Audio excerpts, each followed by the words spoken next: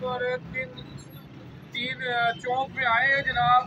पाक soda water factory जो जनाब जेलम की सबसे पुरानी फैक्ट्री है, और शेख माजिद साहब के पास आप आए हैं। माशाल्लाह बहुत ज़बरदस्त काम कर रहे हैं और सही जो जनाब बेहतरीन दूध सोडा बना रहे हैं। लेमन जनाब इनका बहुत मशहूर है, और जनाब इनको हमने कुरान पाक गिफ्ट करना है। ये हमारे दोस्त है, हमारे भाई हैं। तो कुरान पाक एक ऐसी किताब है जो अल्लाह के यहाँ महफूज है, और अल्लाह ने इसकी कसम दी है, इसको कोई बदल नहीं सकता। अगर हम इस पर अमल करें तो हमारी ज़िंदगी बदल सकती है। मैं क्या बयान करूँ सल्लल्लाहु अलैहि वसल्लम की शान में।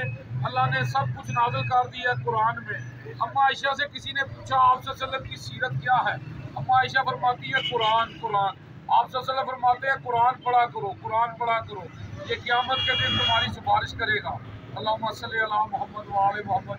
बिस्मिल्लाह जी। शेख साहब जी जनाब, शेख साहब क्या हाल है, ठीक हो? और काम शाम कैसा है ਤੁਹਾਡਾ? तो ठीक हो?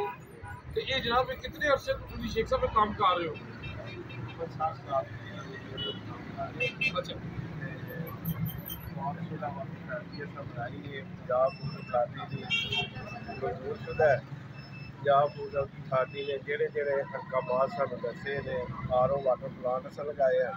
मिनरल वाटर पानी के नाल सोडा वाटर तैयार करते हैं। यार साਡਾ बहुत अच्छा है।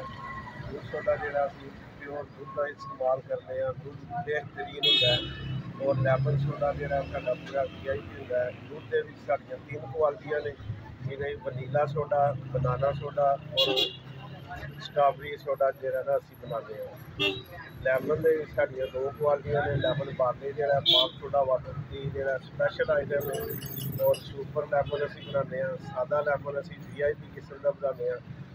जर्मनी के इंपोर्टेड मटीरियल असी जो सोडा वाटर तैयार करते हैं।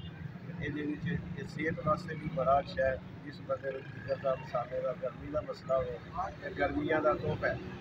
और जिन्हें जिगर की प्रॉब्लम हो, मसाले की प्रॉब्लम हो, गर्मी की प्रॉब्लम हो, वास्ते दूध सोडा, लेमन सोडा बड़ा अच्छा होता है। वो देसी नींबू का इस्तेमाल करते हैं। उस तो अलावा असी साढ़े आबाई जो वे दादा जी मेन बिलोंग नहीं करते सन जी दादा वालिद साहब ਤੁਹਾਡੇ ਚੌਕ ਵਾਲੀ ਦੀ ਸੀ ਸਰ जी दादा दूसरी भाषा लिखी है। दादा साड़ी जी है मेन बाजार की दुकान सी। ते वालिद साहब भी 1984 का जोड़ा ना एल दी स्टोर रहे ने। उस तो बाद असी इतने मशीन वाले सैटल हाँ। तो इतने असी अलहमदुलिल्लाह मशीन वाले भी पाक सोडा वाटर के नाम काम कर रहे हैं। ठीक है, असी जंजर सोडा तैयार करते हैं, जोड़ा कि पेट की कोई भी खराबी हो, मगज नहीं हो, पेट में जरा सीम हो, वो वास्ते वटके जोड़े पुराने दौर के जिस पेट ही दर्द हो, पेट खराब है, बुखार है, जाओ जी जाके जंजर भी वो ठीक हो। जंजर सोडा जो असी बड़ा VIP तैयार करते हैं।